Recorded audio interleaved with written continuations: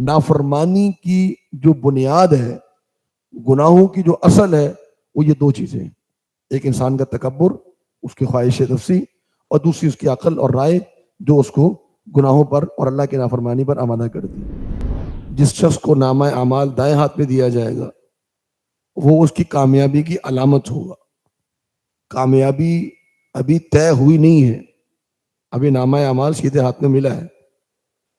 और जिसको नामा अमाल उल्टे हाथ में दिया जाएगा तो ये उसकी नाकामी की अलामत है। बहुत सी कौमें ऐसी भी हो सकती हैं कि जिनको नामा अमाल ना मिले और उनको बराह रास्त जहन्नुम की तरफ डाल दिया जाए। नामा अमाल का मिलना दरअसल ये हिसाबो किताब के मरहले का आगाज है। पुल सिरात का जो मरहला है वो सबसे आखिरी मरहला है जन्नत में दाखिल होने से पहले, बल्कि सेकंड लास्ट कह लीजिए। पहले नामा अमाल, फिर मीज़ान, उसके बाद पुल सिरात। इबलीस का शुमार फरिश्तों में से नहीं होता, इबलीस जो है वो जिन्नात में से था। कान मिनल जिन्नी, ये अल्लाह रब्बुल आलमीन ने इसकी वदाहत फरमाई। अल्लाह रब्बुल आलमीन बहुत बाहया है और अल्लाह रब्बुल आलमीन हयादारी को पसंद फरमाता है। हत्ता कि अल्लाह रब्बुल आलमीन ने जहन्नुमियों को भी लिबास दिए। वलक़द यस्सरना अल-क़ुरआन लिज़्ज़िक्रि फ़हल मिन मुद्दकिर वल्वज़्नु यौमइज़िनिल हक़, और वज़न उस दिन हक है। वमन सक़ुलत मवाज़ीनुहु, बस जिसके पलड़े भारी हो गए। वमन सक़ुलत भारी हो गए, मवाज़ीनुहु उसके पलड़े। फ़उलाइका, बस यही लोग हैं, हुमुल मुफ़्लिहून, यही हैं कामयाब या कामयाबी हासिल करने वाले। वमन खफ़्फ़त, और जो शख्स खफ़्फ़त हल्के हो गए, मवाज़ीनुहु उसके पलड़े। फ़उलाइका अल्लज़ीना, बस यही वो लोग हैं, खसिरू अनफुसहुम, जिन्होंने नुकसान में डाल लिया अपने आप को। बिमा कानू, क्योंकि वो थे, बिआयातिना यज़लिमून, हमारी आयात के साथ जुल्म करने वाले। इन दो आयात में इनका तर्जुमा आपने जान लिया। इन दो आयात में अल्लाह रब्बुल आलमीन ने क़यामत के हवाले से एक मंजर पेश किया है। क़यामत का एक मरहला है जिसको हम मीज़ान का मरहला कहते हैं, जिसमें वज़न तोले, जिसमें आमाल तोले जाएंगे। तो वज़न जो है वो उस दिन हक है, यानी वज़न का होना उस दिन यकीनी है और होकर रहेगा क़यामत वाले दिन। और उसमें जिसके नेकी के पलड़े भारी हुए वो कामयाब है और जिसके नेकी के पलड़े हल्के हुए वो नाकाम है। वज़न के हवाले से अल्लाह रब्बुल आलमीन ने कुरान मजीद में और भी कई मुकामात पर इस मरहले को जिक्र फरमाया है कि आमाल को वज़न किया जाएगा, आमाल को तोला जाएगा। अब यहाँ एक बात तो ये कि क़यामत में, क़यामत के दिन जो हिसाबो किताब है उसके मुख्तलिफ मराहिल हैं। एक मरहला जो है वो है नामा आमाल दिए जाने का, कि नामा आमाल किसी को सीधे हाथ में दिया जाएगा और किसी को उल्टे हाथ में दिया जाएगा। एक मरहला है नामा आमाल दिए जाने का, और वो नामा आमाल पढ़ेगा, उसमें उसको मालूम होगा कि मैंने अपनी ज़िंदगी में क्या किया। और एक मरहला है कि जिसमें आमाल तोले जाएंगे। नामा आमाल का मरहला अलग है और आमाल तोले जाने का मरहला अलग है। इनमें से पहले कौन सा होगा, मुख्तलिफ उलमा की आरा मुख्तलिफ है, लेकिन जो अगर कुरान मजीद को पढ़ा जाए तो हमें मालूम होता है, जो तरतीब वाज़ेह होती है वो ये है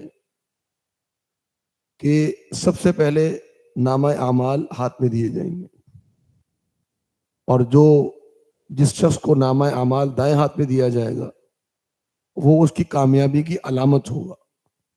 कामयाबी अभी तय हुई नहीं है, ابھی نامہ اعمال سیدھے ہاتھ میں ملا ہے، اور جس کو نامہ اعمال الٹے ہاتھ میں دیا جائے گا تو یہ اس کی ناکامی کی علامت ہے۔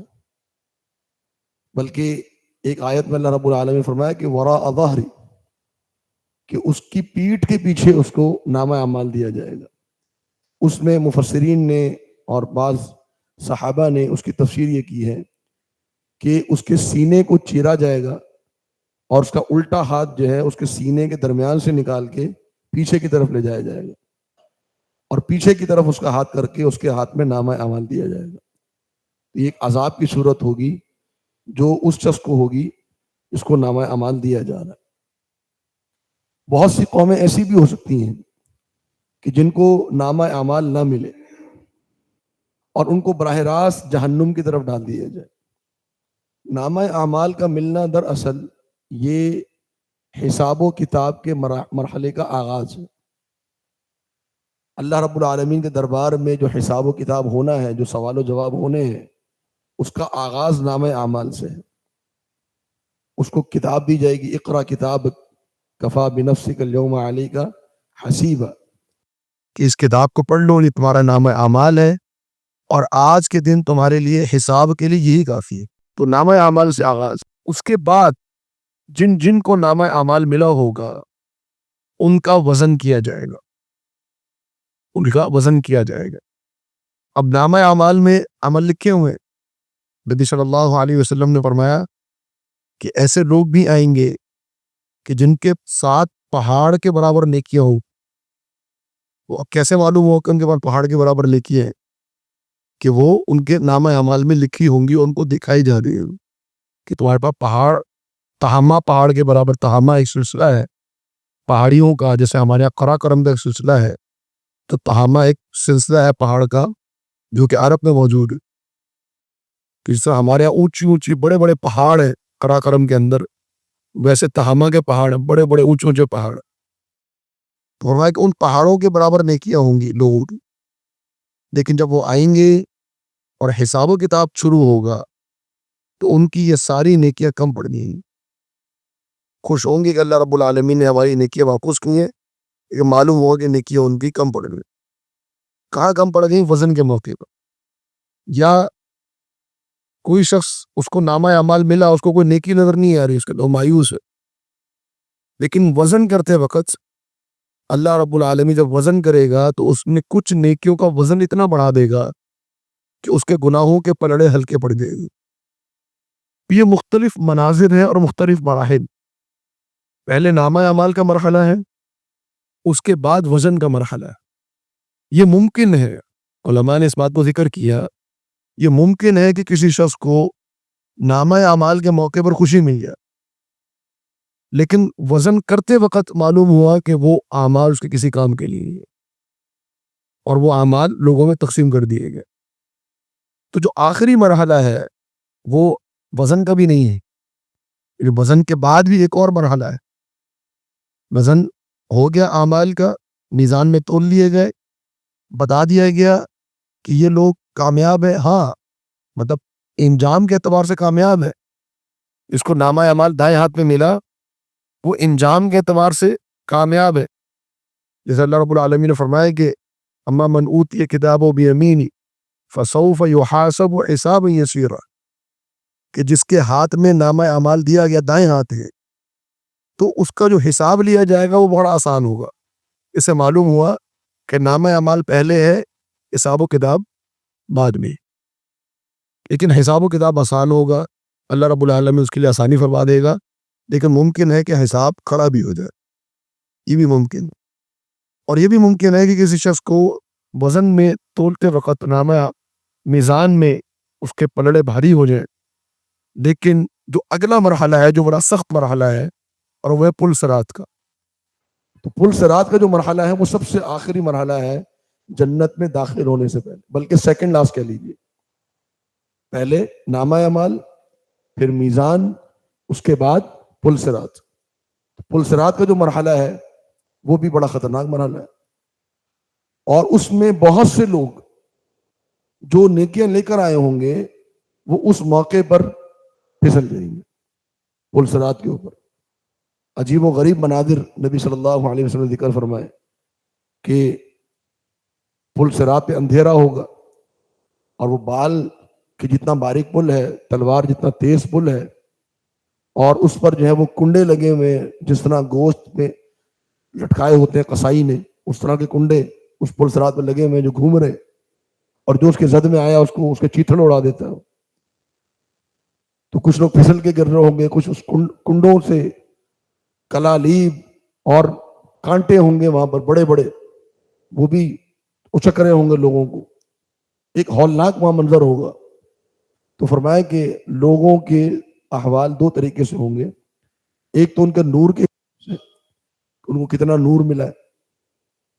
فرمایا کہ کہیں کو اتنا نور ملے گا جیسے پہاڑ جتنا نور، کسی کو کھجور کے درخت جتنا نور، کسی کے آگے نور ہوگا صرف، اور کسی کا نور اتنا کم ہوگا کہ اس کے پاؤں کے انگوٹھے میں نور ہوگا، پاؤں کے انگوٹھے میں کبھی نور، اور وہ بھی جل بجھ رہا ہوگا، کبھی نور ہوگا کبھی نہیں ہوگا، کبھی ہوگا کبھی نہیں ہوگا، اتنا کم نور ہوگا ایمان کے بقدر۔ اور دوسرا پل صراط سے گزرنے میں تیزی، فرمایا کچھ ایسے گزریں گے جیسے بجلی کڑکتی ہے، ایسے گزر جائیں گے پل صراط سے، کچھ ایسے گزریں گے جیسے تیز گھوڑا دوڑتا ہے، کچھ بھاگتے ہوئے گزریں گے، اور فرمایا کچھ لوگوں کی حالت یہ ہوگی کہ وہ پل کو پکڑ کے جو ہے وہ سسک سسک کے گزر رہے ہوں گے لیٹ کے، اور جب عبور کریں گے پل کو تو لوگوں کی حالات مختلف ہوں گے، کچھ تو ایسے ہوں گے جو صحیح سالم پہنچ گئے ہوں گے، کچھ ایسے ہوں گے کہ پل عبور تو کر لیا، ٹانگ نہیں ہے، ہاتھ اڑ گیا، آدھا دھڑ اڑ گیا، یہ بھی صورتحال نبی صلی اللہ علیہ وسلم بیان فرمائی، لیکن بالآخر پل صراط کو عبور کر لیا۔ اور کچھ ایسے ہوں گے جو ان کنڈوں میں اور ان میں کانٹوں میں پھنس کے جہنم میں گر جائیں گے۔ اس کے بعد شفاعت کا مرحلہ اور سفارش کا مرحلہ شروع ہوگا۔ تو یہ کچھ مراحل ہیں، تو اسی لیے جو یہ بات کہی جاتی ہے، علماء اس بات کو ذکر کرتے ہیں کہ جو قیامت کا دن ہے بہت بڑا دن ہے، اس سے بہت سے مراحل ہیں، ہماری نیکیاں نہ جانے کس موقع پہ جا کے ختم ہو جائیں اور ہمارے گناہ اس پر غالب آ جائیں، تو اس دن کی تیاری کرنی چاہیے۔ تو مختلف مراحل کو اللہ رب العالمین نے بیان فرمایا، ان میں سے ایک مرحلہ یہ ہے کہ والوزن یومئذ الحق، کہ قیامت کے دن وزن کیا جائے گا۔ اب یہاں کچھ جو عقل کے اندھے ہوتے ہیں، عقل کے مارے ہوتے ہیں، وہ انکار کر دیتے ہیں کہ جی وزن کیسے ہو سکتا ہے، نماز کا کیسے وزن ہوگا، یا جو ہے وہ روزے کا وزن کیسے ہو سکتا ہے، یہ تلاوت کا وزن کیسے ہو سکتا ہے۔ تو اس کے لیے بھی علماء نے یہ بات ذکر کی ہے، تین چیزیں احادیث کے اندر آتی ہیں، تین مختلف طریقے ہیں وزن کے۔ ایک وزن کا طریقہ ہے کہ جو نامہ اعمال دیے جائیں گے وہی نامہ اعمال تولا جائے گا، جیسا کہ حدیث میں آتا ہے کہ ایک شخص آئے گا، اس کے پاس 99 رجسٹر ہوں گے، نامہ اعمال کتنا ہوگا، 99 رجسٹر، بڑے بڑے حد نگاہ پھیلے ہوئے اور سب گناہوں سے بھرے ہوئے۔ وہ 99 رجسٹر ایک پلڑے میں گناہوں کے میں رکھے جائیں گے، اور ایک پرچی جو اللہ رب العالمین نکالے گا اس پر لا الہ الا اللہ لکھا ہوگا، وہ نیکی کے پلڑے میں رکھی جائے گی، اور وہ لا الہ الا اللہ کی نیکی جو ہے ان 99 رجسٹروں کو ہوا میں اڑا دے گی، وہ بھاری ہو جائے گی نیکیوں کا پلڑا، اور گناہوں کا پلڑا ہلکا ہو جائے گا۔ یہ بھی ہوگا کہ ایک نیکی سب گناہوں پہ بھاری پڑے گی۔ یہ نیتوں کے اعتبار سے، انجام کے اعتبار سے ممکن ہے وہ شخص ساری زندگی گناہ کرتا رہا ہو، خاتمے کا وقت اللہ نے کلمے کی جو ہے وہ توفیق دے دی ہو، مختلف ہو سکتے ہیں معاملات، لیکن ہم نے جو سمجھنا ہے وہ یہ کہ نامہ اعمال تولے جا رہے ہیں۔ بعض روایت میں یہ آتا ہے کہ جی اعمال تولے جائیں گے، اعمال تولے جائیں گے، نماز تولی جائے گی، تلاوت تولی جائے گی، اور میزان جو ذکر کیا نبی صلی اللہ علیہ وسلم نے وہ یہ کہ وہ ایک پلڑا دو پلڑے ہوں گے اس کے، اور ایک پلڑا اتنا بڑا ہے کہ اس میں 7 آسمان اور 7 زمینیں آ جائیں، اور اس میزان کی ایک زبان بھی ہوگی، لسان۔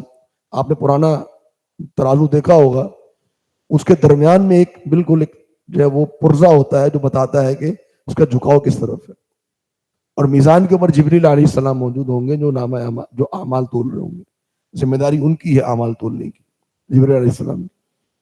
تو اعمال تولے جائیں گے، اور تیسری چیز یہ ہے کہ عمل کرنے والے کو تولا جائے گا، جیسا کہ حدیث میں آتا ہے کہ نبی صلی اللہ علیہ وسلم نے فرمایا کہ عبداللہ بن مسعود رضی اللہ عنہ، ان کی ٹانگیں بڑی پتلی سی تھی، تو صحابہ ایک دن دیکھ کر ہنس پڑے، ٹانگیں ان کی دیکھ کر، کتنی باریک سی ٹانگیں ہیں۔ تو نبی صلی اللہ علیہ وسلم فرمایا کہ یہ جو ٹانگیں ہیں، ایک قیامت کے دن یہ جو پنڈلی ہے، قیامت کے دن یہ پنڈلی جو پلڑا ہے اس میں احد پہاڑ سے زیادہ بھاری ہوگی۔ عبداللہ بن مسعود کی جو پنڈلی ہے یہ اس پلڑے میں احد پہاڑ سے زیادہ بھاری ہوگی۔ اس کا مطلب یہ ہے کہ ایک شخص کو بھی تولا جائے گا۔ ایک حدیث میں آتا ہے، آپ صلی اللہ علیہ وسلم نے فرمایا کہ ایک بھاری بھرکم آدمی کو لایا جائے گا اور اس کو پلڑے میں رکھا جائے گا اور اس کا وزن مکھی کے پر کے برابر بھی نہیں ہوگا۔ تو یہ بھی عمل کرنے والے کو تولا جا رہا ہے۔ تو بہرحال اللہ رب العالمین جانتا ہے کہ کیا کیفیات ہوں گی اس دن وزن کے اعتبار سے۔ جہنم کی ہم لمبائی نہیں جانتے کہ اس کی کتنی لمبائی ہے، تو پل صراط واللہ عالم، اللہ بہتر جانتا ہے اس چیز کو، ہمیں اس کے بارے میں علم نہیں ہے۔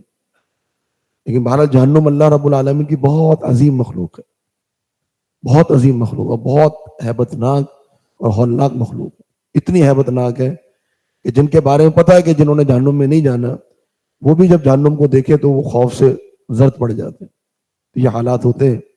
تو بہرحال اب اس کی لمبائی کتنی ہے وہ اللہ رب العالمین جانتا ہے۔ اعمال تولے جائیں گے قیامت والے دن، فمن ثقلت موازینہ فاولئک هم المفلحون۔ کامیابی کی ضمانت ان کو ہے کہ جن کے اعمال کا پلڑا بھاری ہو جائے، اور جن کے اعمال کا پلڑا ہلکا ہو گیا تو یہ وہ لوگ ہیں جنہوں نے اپنے آپ کو ہلاک کر لیا۔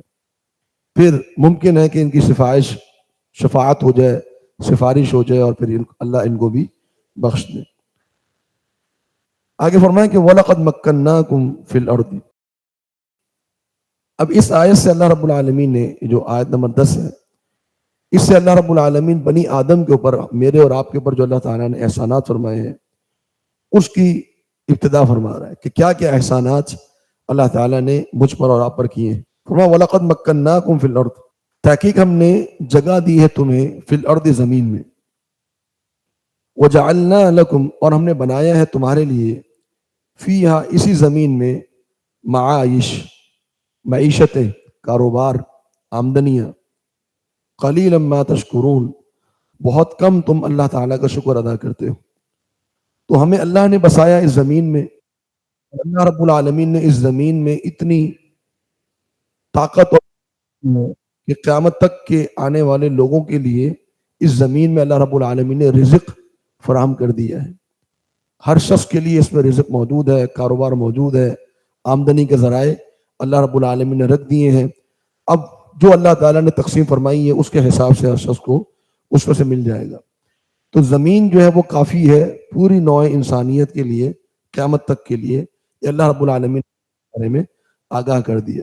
آگے فرمایا کہ وَلَقَدْ خَلَقْنَاكُمْ، اب یہاں سے ابتدائی انسانیت کی بات ہو رہی ہے۔ فرمایا کہ وَلَقَدْ خَلَقْنَاكُمْ، تحقیق ہم نے تمہیں پیدا کیا، ثُمَّ صَوَّرْنَاكُمْ، پھر ہم نے تمہیں صورت عطا کی، ثُمَّ قُلْنَا، پھر ہم نے کہا، لِلْمَلَائِكَةِ، فرشتوں سے، اسجدوا لِآدم، تم سب سجدہ کرو آدم علیہ السلام کے لیے، فسجدوا الا ابلیس، تو سب نے سجدہ کیا سوائے ابلیس کے، لم یکن من الساجدین، وہ نہ ہوا سجدہ کرنے والوں میں سے۔ اللہ رب العالمین یہاں پر دوبارہ سے آدم علیہ السلام کے واقعے کو تفصیلاً بیان فرما رہا ہے، اور اللہ تعالیٰ نے آدم علیہ السلام کا جو یہ واقعہ ہے یہ قرآن مجید میں 8 مقامات پر ذکر کیا ہے۔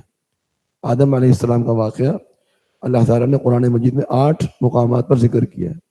موسیٰ علیہ السلام اور عیسیٰ علیہ السلام کے بعد سب سے زیادہ جو واقعہ ذکر ہوا وہ آدم علیہ السلام کا ہوا ہے، اور اس میں بھی سب سے زیادہ تفصیل کے ساتھ جو اللہ رب العالمین نے بیان فرمایا ہے وہ اسی سورۃ الاعراف کے اندر بیان کیا ہے۔ ایک واقعہ ہم نے پڑھا سورۃ البقرہ میں، اور اب اس کے بعد ہم سورۃ الاعراف میں پڑھ رہے ہیں، پھر آگے بھی آنے والی جو مکی صورتیں ہیں ان میں اللہ رب العالمین نے اس واقعے کو بیان فرمایا، اور اس سے اللہ رب العالمین نے ہماری ایک الجھن دور کر دی۔ ہماری الجھن ایک تھی کہ ہمارا آغاز کہاں سے ہوا، ہماری ابتدا کیا ہے۔ تو اللہ رب العالمین نے ہمیں بالکل مطمئن کر دیا کہ تمہاری آغاز، تمہاری ابتدا آدم علیہ السلام سے ہے، تمہیں اس میں الجھنے کی ضرورت نہیں ہے۔ یہ اللہ رب العالمین نے ایک مٹی سے انسان کو تخلیق کیا، اور اللہ رب العالمین نے آدم علیہ السلام کی جو تخلیق ذکر فرمائی ہے قرآن مجید میں، اس کے 7 مراحل بیان فرمائے، مختلف 7 مراحل۔ تراب بھی ذکر کی، پھر طین ذکر کیا، پھر اسی طریقے سے اللہ رب العالمین نے من تین اللازب چکنی مٹی اس کے بارے میں ذکر کیا، پھر سلسال کا ذکر کیا، پھر سلسال من حمأ مسنون، سلسال کہتے ہیں جو کھرکتی ہوئی مٹی ہو، جب چکنی مٹی کو تھوڑا سا خشک کیا جائے تو وہ کھرکتی ہوئی مٹی ہو جاتی۔ پھر حمأ مسنون، حمأ مسنون کہتے ہیں ایسی مٹی جو کیچڑ ہو اور اس میں سے بدبو اٹھ رہی ہو، تو من سلسال من حمأ مسنون یعنی چکنی مٹی میں پانی ڈال ڈال کے اس کو اتنا گاڑا کیچڑ کر دیا کہ وہ کیچڑ کی طرح ہو گئی اور اس میں سے بدبو جس طرح آتی ہے کیچڑ میں سے ویسے آ رہی تھی۔ پھر اس کو سکھایا گیا، پھر ایک آخری مرحلہ آیا جس میں سلسال کالفخار کہ چکنی مٹی لیکن سوکھی ہوئی کہ جس میں سے کھنکنے کی آواز ہے، جیسے آپ مٹکا بنا لیں تو مٹکے کو جب آپ اس کو اوپر سے تھوڑا سا آپ انگلی ماریں گے تو اندر سے آواز آئے گی، اس کو کہتے ہیں کالفخار۔ تو یہ کئی مراحل ہیں جن میں اللہ رب العالمین نے آدم علیہ السلام کو رکھا۔ تو یہ جو ابتدا میں اللہ تعالیٰ نے ذکر کیا نا خلقناکم ثم صورناکم، تو اس سے یہی بتانا مقصود ہے کہ پہلے تخلیق ہوئی مٹی سے اور مٹی تیار کی گئی، اور مٹی اللہ رب العالمین نے پوری زمین سے اکٹھی کی، مٹی اللہ رب العالمین نے پوری زمین سے اکٹھی کی۔ ایک روایت ذکر کی جاتی ہے جو بڑی مشہور ہے کہ مٹی جو ہے وہ وادی نعمان سے لی گئی۔ وادی نعمان ایک وادی ہے جو مکہ کے باہر ہے، حرم کے باہر ایک وادی ہے وادی نعمان، لیکن یہ روایت ضعیف ہے۔ جو صحیح بات ہے وہ یہ کہ اللہ رب العالمین نے قبضۃ، اللہ رب العالمین نے ایک قبضہ لیا، ایک مٹھی بھری پوری زمین سے، جس میں پوری زمین کی مٹی کے اجزاء شامل ہو گئے، اور پھر نبی صلی اللہ علیہ وسلم فرمایا کہ اسی سے جو لوگ ہیں مختلف رنگوں کے، کوئی سفید رنگ کا ہے، کوئی بھورے رنگ کا ہے، کوئی سیاہ رنگ کا ہے، تو مختلف جو رنگ ہیں اسی مٹی کی وجہ سے ہیں جو اللہ رب العالمین نے آدم علیہ السلام کی تخلیق میں استعمال فرمائی۔ تو پھر جب وہ مٹی تیار ہو گئی تو اللہ رب العالمین نے آدم علیہ السلام کی تصویر بنائی، اور تصویر جو اللہ رب العالمین نے بنائی آدم علیہ السلام کی، اس کے بعد اللہ رب العالمین نے اس میں روح پھونکی، جیسا کہ اللہ رب العالمین نے کئی مقامات پر یہ فرمایا کہ ہم نے فرشتوں سے یہ کہا کہ انی خالق بشرا من طین، کہ میں ایک بشر پیدا کرنے والا ہوں مٹی سے، فاذا سویتہ ونفخت فیہ من روحی، جب میں اس کو بالکل درست کر لوں، وہ اپنی شیپ میں آ جائے، اپنی شکل میں آ جائے، تو پھر میں اس میں اپنی روح پھونکوں گا۔ تو جب روح پھونکوں گا تو تم نے اس کے لیے سجدہ کرنا ہے، جیسے قرآن مجید میں آتا ہے کہ الخالق البارئ المصور، ٹھیک ہے نا، الخالق البارئ المصور، ٹھیک ہے۔ تو اگر الخالق کہا جائے تو اس میں الباری کا معنی بھی آ جاتا ہے اور المصور کا معنی بھی آ جاتا ہے، کہ ظاہری بات ہے جو تخلیق کرتا ہے وہ کسی نہ کسی صورت میں تخلیق کرتا ہے، جو مخلوق ہوتی ہے اس کی کوئی نہ کوئی شکل ہوتی ہے، ٹھیک ہے نا۔ لیکن جب کہا الخالق الباری المصور، تو الخالق کا معنی ہے کہ جو عدم سے وجود میں لے کر آئے، اور الباری کا معنی ہے کہ جو تخلیق کو تسلسل عطا کرے، اور المصور کا معنی ہے جو مختلف صورتیں بنائے، جو کسی چیز کی صورت نہیں تھی، اس کی اس صورت کی کوئی مثال بھی موجود نہیں تھی، ایک بالکل عدم مثال سے اللہ تعالیٰ نے صورت بنائی، ٹھیک ہے جی، ایک بالکل نئی چیز جو جس کی کوئی مثال نہیں تھی۔ آج جو انسان جو بھی تخلیق کرتا ہے اس کی کوئی نہ کوئی مثال پہلے موجود ہوتی ہے، اس نے کوئی نہ کوئی شیپ دیکھی ہوتی ہے، چاہے اس کے لاشعور میں موجود ہو، تو وہ اسی شیپ پر کوئی نہ کوئی چیز تخلیق کرتا ہے، ٹھیک ہے نا۔ لیکن اللہ رب العالمین نے جو تخلیق بنائی ہے انسانوں کی، جانوروں کی، جمادات کی، پہاڑوں کی، وہ ایک عدم سے بنائی ہے کہ اس سے پہلے یہ چیز موجود نہیں تھی، اس لیے ہم اس کو الگ الگ معنی کرتے ہیں۔ پھر اللہ رب العالمین نے فرشتوں کو حکم دیا کہ تم سجدہ کرو آدم علیہ السلام کے لیے، سب نے سجدہ کیا سوائے ابلیس کے۔ ابلیس کے حوالے سے یہ بات آپ پہلے پڑھ چکے ہوں گے کہ ابلیس کا شمار فرشتوں میں سے نہیں ہوتا، ابلیس جو ہے وہ جنات میں سے تھا، کان من الجن، یہ اللہ رب العالمین نے اس کی وضاحت فرمائی۔ تو یہاں اعتراض یہ ہو سکتا ہے کہ جب ابلیس فرشتوں میں سے نہیں تھا تو ابلیس کو سجدہ نہ کرنے پر نافرمان کیوں ٹھہرایا گیا؟ تو اس کی وضاحت آگے آ رہی ہے اگلی آیت میں کہ اللہ رب العالمین نے ابلیس کو الگ سے سجدے کا حکم دیا تھا، اللہ رب العالمین نے ابلیس کو الگ سے سجدے کا حکم دیا تھا، اور اس نے اللہ رب العالمین کے اس براہ راست حکم کو اس نے فرما برداری نہیں کی اور نافرمانی کی، تو اس کی پھر جو ایک سزا تھی وہ اس کا آغاز ہو گیا۔ تو سجدہ کیا گیا آدم علیہ السلام کے لیے، اور ابلیس سے سجدہ نہیں کیا۔ اللہ رب العالمین نے ابلیس سے مخاطب ہو کے فرمایا کہ قال اللہ تعالیٰ نے فرمایا ما منعک، تجھے کس چیز نے روکا تھا اللہ تسجدا کہ تو سجدہ نہ کرے، اذ امرتک جب میں نے تجھے حکم دیا. اب یہاں وضاحت ہوگی کہ میں نے تجھے حکم دیا کہ تو سجدہ کر اور تو نے سجدہ نہیں کیا، کس چیز نے تمہیں روکا؟ قال، اس نے کہا انا خیر منہ، میں اس سے بہتر ہوں، میری تخلیق، میرا اصل اس سے بہتر ہے، اس آدم سے، اس مٹی کے بنے ہوئے انسان سے بہتر ہے. کیسے بہتر ہے؟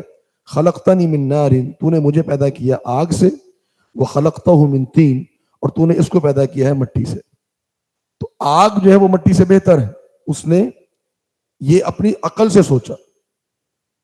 تو علماء یہ بات کہتے ہیں کہ اس کائنات میں سب سے پہلے جو نافرمانی ہوئی، جو ابلیس نے کی تھی، اس نافرمانی کی دو اسباب.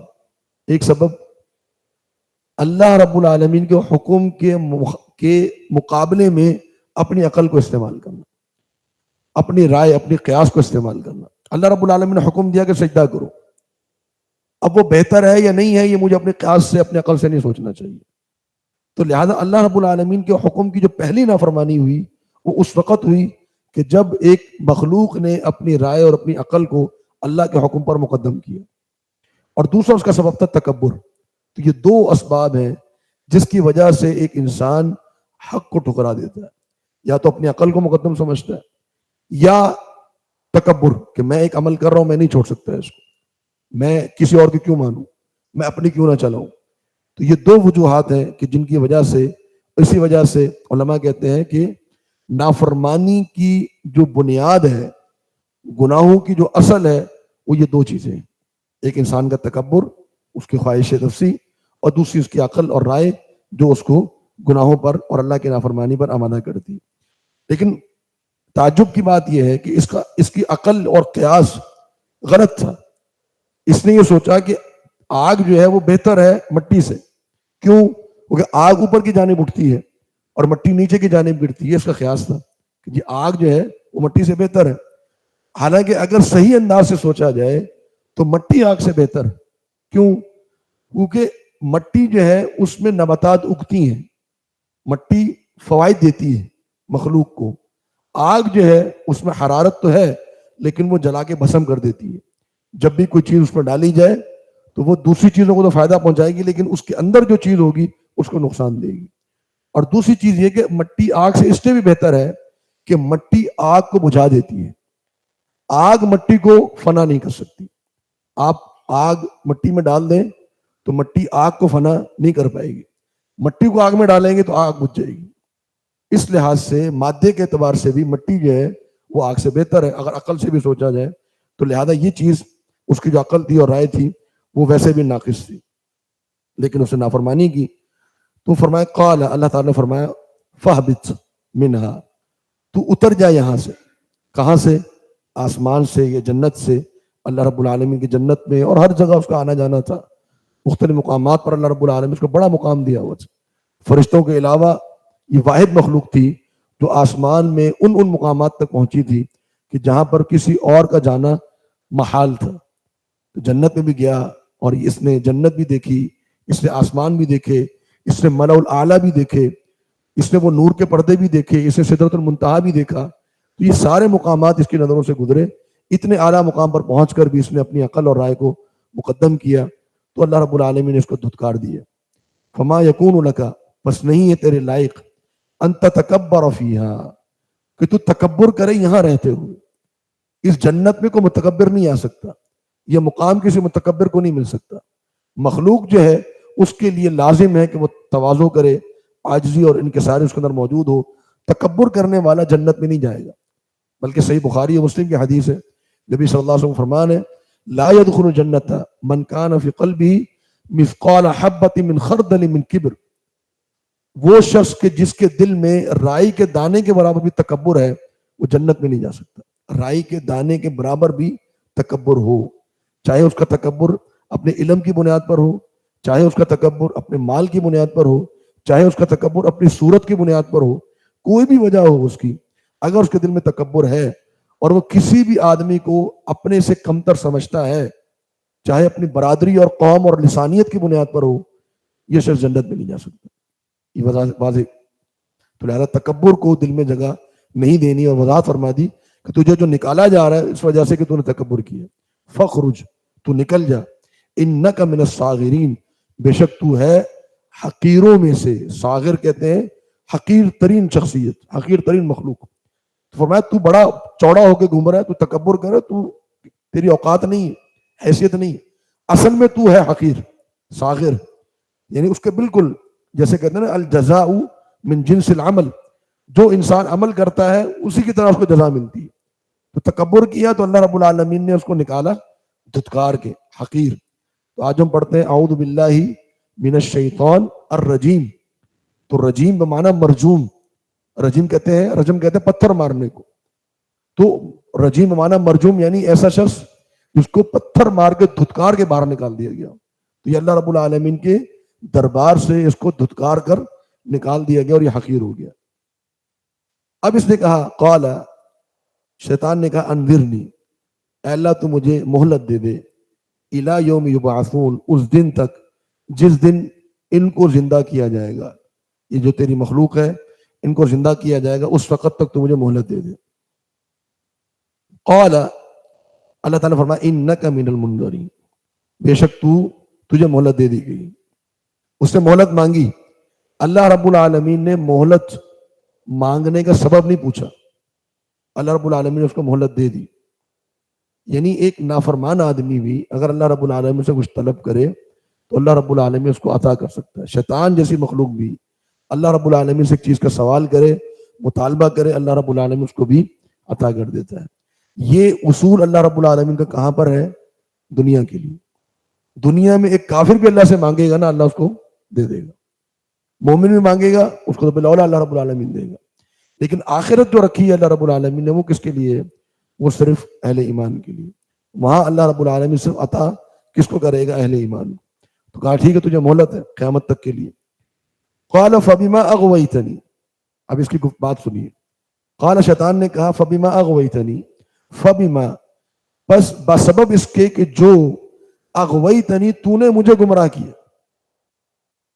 اس قدر نافرمان یہ جو ہے وہ مخلوق ہے، یہ شخصیت ہے کہ اپنی گمراہی کا الزام اللہ رب العالمین پر دھر دیا کہ اللہ تو نے مجھے گمراہ کیا۔ فبما اغویتنی، تو نے جو مجھے گمراہ کیا، لأقعدن لہم، تو میں ضرور بیٹھوں گا، لہم، ان کے لیے، صراطک المستقیم، تیرے سیدھے راستے پر۔ یہ جو تیرا سیدھا راستہ ہے، تیری عبادت کا راستہ ہے، تیرے جنت کا راستہ ہے، اس راستے پر میں ضرور بیٹھوں گا۔ اب یہ شیطان ہے، کیونکہ اس کو یہ احساس ہو گیا کہ اس مخلوق کی وجہ سے اللہ تعالیٰ نے میری آزمائش کی اور اس آزمائش میں میں ناکام ہو گیا۔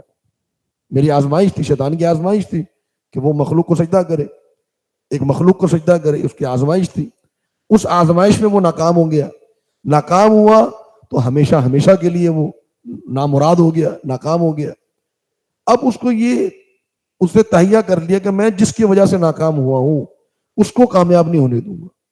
اس نے یہ تہیہ کر لیا کہ جس مخلوق کی وجہ سے میں ناکام ہوا ہوں میں اس کو کامیاب نہیں ہونے دوں گا۔ اب میں کیا کروں گا؟ یا اللہ تو مجھے مہلت دے قیامت کے دن تک۔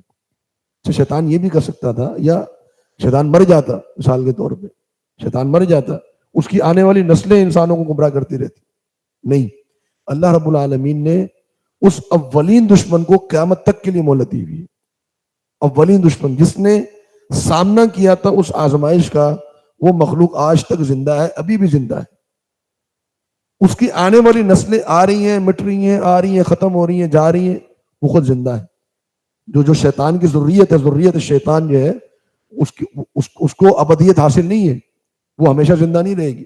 شیطان کی نہ جانے کتنی نسلیں آ کے مٹ چکی ہوں گی، مر کب گئی ہوں گی، نہ جانے کون سی نسل اس کی چل رہی ہوگی جنات میں سے، لیکن خود اللہ رب العالمین اس کو مہلت دی ہوئی ہے۔ تو جو کہتے ہیں نا بزرگ شیطان، تو یہ وہ بنا ہوا ہے ابھی، اور اس سے قیامت تک اللہ رب العالمین اس کو مہلت دی ہے۔ اور یہ صرف نقصان انسانوں کا نہیں کر رہا، یہ اپنی ذریت کا بھی نقصان کر رہا ہے۔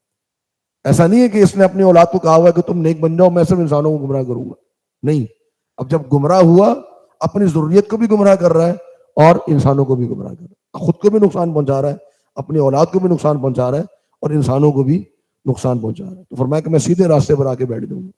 پھر میں کیا کروں گا؟ ثم لآتینہم، پھر میں ضرور آؤں گا ان کے پاس، من بین ایدیہم، ان کے آگے سے، ومن خلفہم، ان کے پیچھے سے، وعن ایمانہم، ان کے دائیں جانب سے، وعن شمائلہم، اور ان کے بائیں جانب سے۔ 4 سمت اس نے بیان کی، 4 سمت، آگے سے بھی آؤں گا، پیچھے سے بھی آؤں گا، دائیں طرف سے بھی آؤں گا، بائیں طرف سے بھی آؤں گا۔ کیا معنی ہے اس کا؟ علماء نے اس کا معنی یہ کیا کہ سامنے کی طرف سے آنے کا معنی یہ ہے کہ میں ان کو آخرت سے بے فکر کروں گا، کیونکہ آگے کیا ہے ان کے؟ آخرت، انہیں آخرت کی طرف جانا ہے۔ اور پیچھے سے آنے کا معنی یہ ہے کہ میں ان کو دنیا کی طرف کھینچوں گا، کہ یہ دنیا کی طرف کھینچے، کیونکہ دنیا پیچھے رہ جانی ہے۔ تو آگے آنے کا معنی کہ آخرت سے ان کو بے فکر کر دوں گا، آخرت کی ان کو پرواہ نہ ہو، اور دنیا میں ان کو میں مگن کر دوں گا۔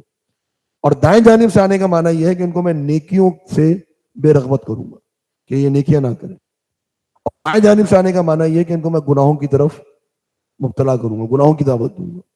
تو وہ کبھی آگے کی طرف سے آتا ہے، کبھی پیچھے کی طرف سے۔ اس کے یہ مختلف چالیں ہیں، مختلف وسوسے ہیں اس کے۔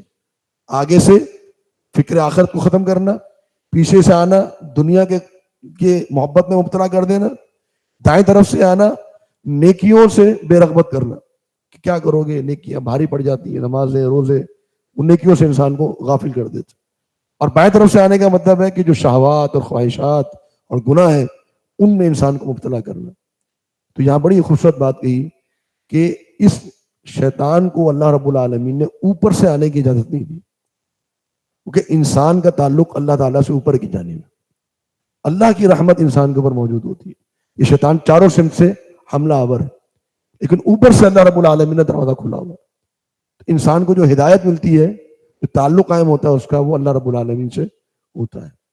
اور اسی لیے نبی صلی اللہ علیہ وسلم صبح شام کی دعاؤں میں یہ دعا پڑھا کرتے تھے، اللہم انی اسألک العفو والعافیۃ فی الدنیا والآخرہ، اللہم انی اسألک العفو والعافیۃ فی دینی ودنیای واہلی ومالی، اللہم استر عوراتی وآمن روعاتی، اللہم احفظنی من بین یدی ومن خلفی وعن یمینی وعن شمالی ومن فوقی واعوذ بعظمتک ان اغتال من تحتی۔ یہ صبح شام نبی صلی اللہ علیہ وسلم اس دعا کو پڑھا کرتے تھے۔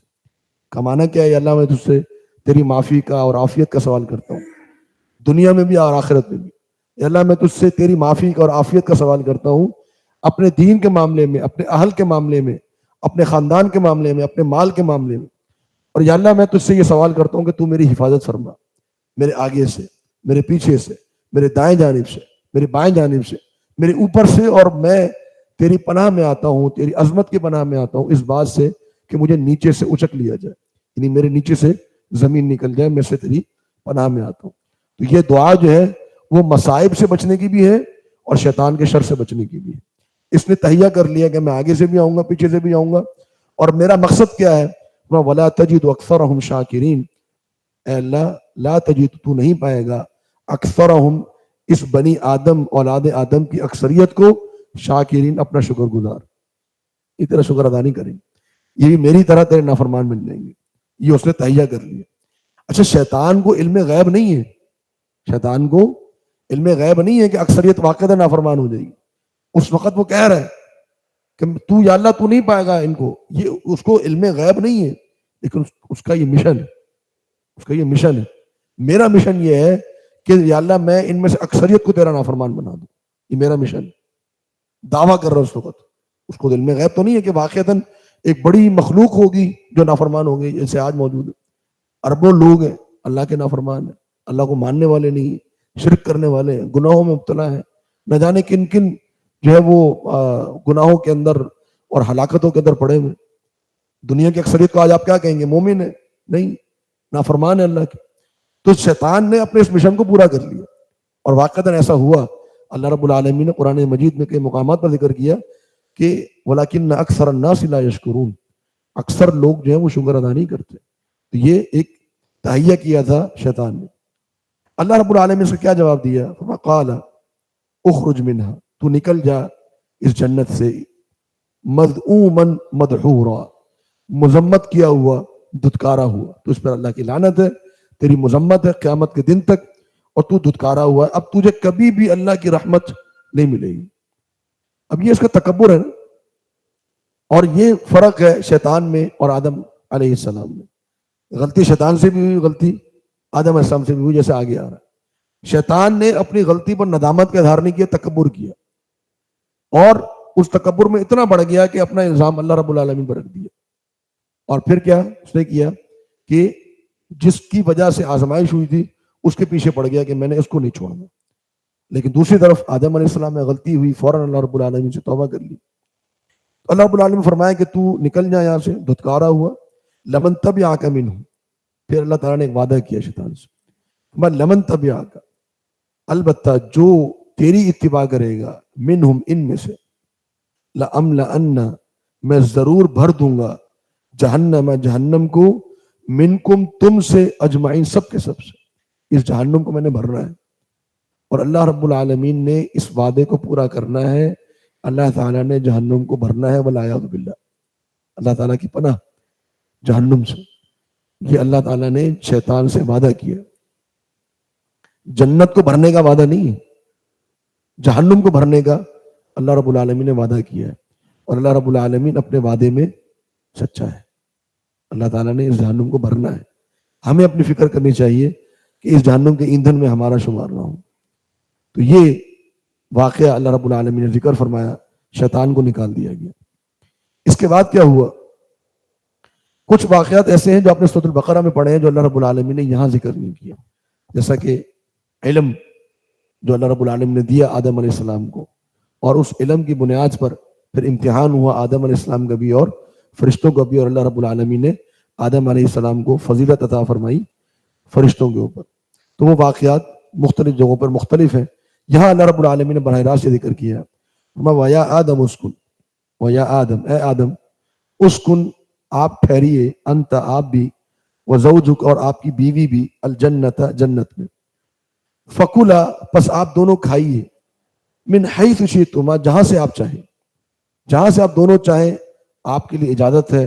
جو کھانا چاہیں آپ کھائیے, جو پینا چاہیں وہ پیجیے, اللہ کی ہر نعمت کو آپ استعمال کیجیے. وَلَا تَقْرَبَا هَذِهِ الشَّجَرَةَ, اس درخت کے قریب نہیں جانا. فَتَكُونَ مِنَ الظَّالِمِينَ, آپ دونوں ہو جائیں گے ظلم کرنے والوں میں سے, آپ دونوں ظلم کرنے والوں میں سے ہو جائیں گے. اس درخت کے قریب نہیں جانا. اب یہ اللہ رب العالمین نے ایک آزمائش آدم علیہ السلام کی بھی کی. ایک آزمائش ہوئی تھی ابلیس کی, اس میں ناکام ہوا. ایک آزمائش ہوئی آدم علیہ السلام کی. ابھی اللہ رب العالمین نے ان کو حکم دے دیا کہ اس درخت کے آپ نے قریب نہیں جانا. یہ کون سا درخت تھا اللہ عالم, ہمیں نہیں بتایا گیا. پورے قرآن میں کہیں ذکر نہیں ہے, حدیث میں کہیں ذکر نہیں ہے. تو ہمیں اپنی عقلیں دوڑانے کی ضرورت نہیں. اللہ رب العالمین, دیکھیں اللہ رب العالمین قرآن مجید میں جب واقعات کو بیان فرماتا ہے نا, تو ایسی تفصیلات بیان نہیں کرتا کہ جس کی ضرورت نہ ہو. تو جب اللہ رب العالمین نے اس واقعات کی وہ تفصیلات بیان نہیں فرمائی جو کہ اللہ تعالیٰ بیان کر سکتا تھا, اللہ رب العالمین کہہ سکتا تھا وَلَا تَقْرَبَا هَذِهِ الْبُرَّ, اس گندم کے قریب نہ جانا. وَلَا تَقْرَبَا هَذِهِ النَّخْلَ, اس کھجور کے درخت کے قریب نہ جانا. کہہ سکتا تھا. الشجرہ کیوں کہا؟ علماء یہ بات کہتے ہیں کہ الشجرہ آدم علیہ السلام کے لیے بھی آزمائش ہے اور ہمارے لیے بھی آزمائش ہے. ہمارے لیے آزمائش کیسے ہے کہ ہم اس کے چکروں میں نہ پڑیں گے شجرہ کیا تھا. ہم یہ دیکھیں کہ آدم علیہ السلام کو جو منع کیا گیا تو اس کے بعد نتیجہ کیا نکلا. تو جو اصل تفصیلات ہیں ہمیں اس کی طرف جانا چاہیے. تو فرمایا کہ فوسوس لہما, فوسوس, پس وسوسہ کیا, لہما, ان دونوں کو, یعنی آدم علیہ السلام کو بھی اور ان کی بیوی کو بھی. اور ایک روایت اور ایک آیت میں اللہ رب العالمین نے نافرمانی کی نسبت جو کی ہے وہ آدم علیہ السلام کی طرف کی. وَلَقَدْ عَهِدْنَا إِلَىٰ آدَمَ مِنْ قَبْلُ فَنَسِي, کہ ہم نے آدم علیہ السلام کو حکم دیا تھا وہ بھول گئے. اور ایک آیت میں فرمایا وَعَصَىٰ آدَمُ رَبَّهُ فَغَوَىٰ, آدم علیہ السلام نے اپنے رب کی نافرمانی کی اور وہ گمراہ ہو گئے. تو نافرمانی کی نسبت اللہ رب العالمین نے فرمائی ہے آدم علیہ السلام کی طرف. اور حوا علیہ السلام, میری اور آپ کی جو والدہ ہیں, ان کو اللہ رب العالمین نے اس کی نسبت نہیں کی. اکیلے کی طرف نسبت کی ہے صرف آدم علیہ السلام کی طرف. جبکہ جو قدیم کتب ہے آسمانی, تورات ہے, انجیل ہے, جو بائبل ہے, اس کے اندر اگر آپ پڑھیں گے تو آپ کو یہ الفاظ ملیں گے کہ اصل میں گمراہ کیا حوا علیہ السلام نے آدم علیہ السلام، ایو نے آدم کو گمراہ کیا، اور ایو کو اس وجہ سے اللہ رب العالمین نے آزمائش پر ڈالا، اور ان کی جو مختلف جو پریشانیاں عورتوں کو آتی ہیں وہ اس وجہ سے ان پر آئی ہیں کیونکہ انہوں نے آدم کو گمراہ کیا. تو سارا الزام دھر دیا گیا کس کے اوپر؟ عورت کے اوپر. اللہ رب العالمین نے قرآن مجید میں عورتوں سے اس الزام کو دھو دیا، اور اللہ رب العالمین نے الزام کس کے سر پہ ڈالا ہے؟ آدمی کے سر کے اوپر، کہ اس آدمی نے غلطی کی، آدم علیہ السلام نے غلطی کی، بندے سے غلطی ہوئی، عورت سے غلطی نہیں ہوئی. اور کہیں اگر ذکر بھی کیا تو دونوں کا اکٹھے ذکر کیا. میں کہ ان دونوں کو وسوسہ کیا شیطان نے. کیوں وسوسہ کیا؟ میں لیبدیا، تاکہ ظاہر کر دے، لہما ان دونوں کے لیے، ما وریا جو چھپا لیا گیا تھا، عنہما ان دونوں سے، من سوآتہما ان کی شرمگاہوں سے. یعنی اللہ رب العالمین نے شرمگاہوں کو ڈھک دیا تھا، جنت کا لباس مہیا کر دیا تھا. اور قرآن مجید میں اللہ رب العالمین نے یہ ایک بطور نعمت کے ذکر کیا کہ اے آدم، آپ کے لیے ایک نعمت ہے کہ لا تعرا، کہ آپ یہاں پر عریاں نہیں ہوتے، آپ برہنہ نہیں ہوتے جنت کے اندر. تو جنت میں اللہ رب العالمین نے ایسا ایک سسٹم بنایا ہے کہ جن موقعوں پر آج انسان کو برہنہ ہونا پڑتا ہے، جنت میں ان موقعوں پر برہنہ نہیں ہوگا انسان. یہ اللہ رب العالمین نے ایک سلسلہ بنایا ہے جنت کے اندر، اور یہ ایک بطور نعمت کا اللہ تعالیٰ نے ذکر کیا. جیسے غسل کرتے وقت انسان کو لباس اتارنا پڑتا ہے، اسی طریقے سے جو معاملات ہوتے ہیں جو ایک میاں بیوی کے، تو یہ معاملات بھی، اور غسل کے معاملات بھی، اور اس کے علاوہ جو دیگر معاملات ہیں، اللہ رب العالمین نے جنت میں یہ نعمت رکھی ہے کہ انسان کبھی بھی اس میں اپنے لباس کو نہیں اتارے گا. یہ نعمت ہے. اس کا مطلب ہے اللہ رب العالمین بہت باحیا ہے، اور اللہ رب العالمین حیا داری کو پسند فرماتا ہے.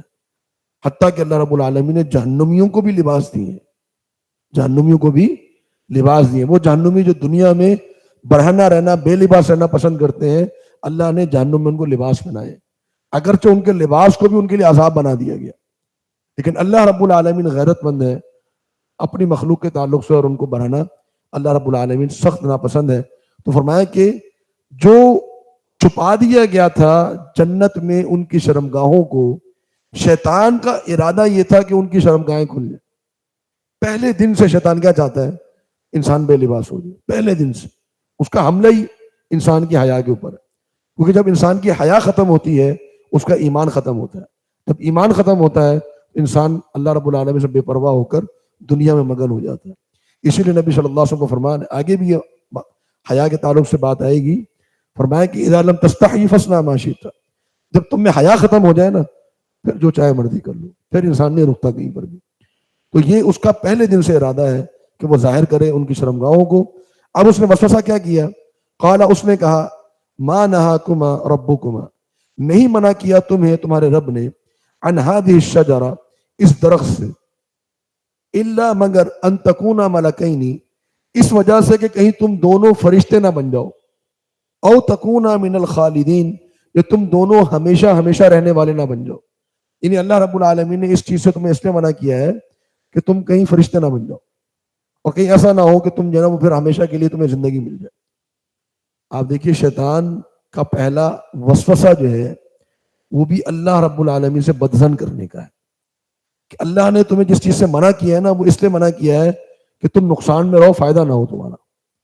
آج بھی انسان اگر اللہ رب العالمین کے حکم سے وسوسہ آتا ہے نا تو یہ وسوسہ آتا ہے کہ اگر میں نے یہ کام کیا تو مجھے نقصان ہو جائے گا، اور اگر میں اس کام سے رکا رہا تو مجھے نقصان ہوگا، کر لوں گا تو فائدہ ہو جائے گا.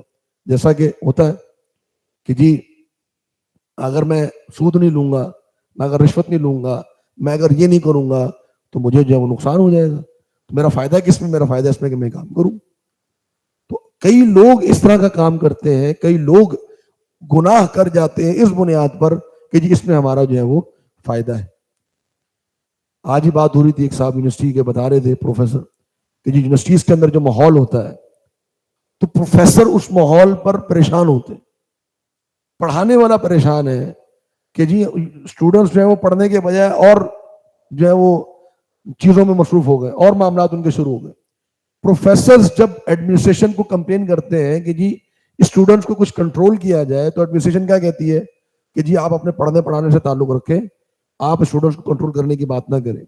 और एडमिनिस्ट्रेशन ये बात क्यों करती है? क्योंकि उनको पता है कि अगर हमने कुछ यहाँ पे पाबंदियां लगाई स्टूडेंट्स के ऊपर, तो स्टूडेंट्स हमारे यूनिवर्सिटी को छोड़कर दूसरी यूनिवर्सिटी में चले जाएंगे। उस नुकसान को हम बर्दाश्त नहीं कर सकते। वो जो चंद पैसे का नुकसान है उसको हम बर्दाश्त नहीं कर सकते, हम यहाँ बेहयाई को बर्दाश्त कर लेंगे।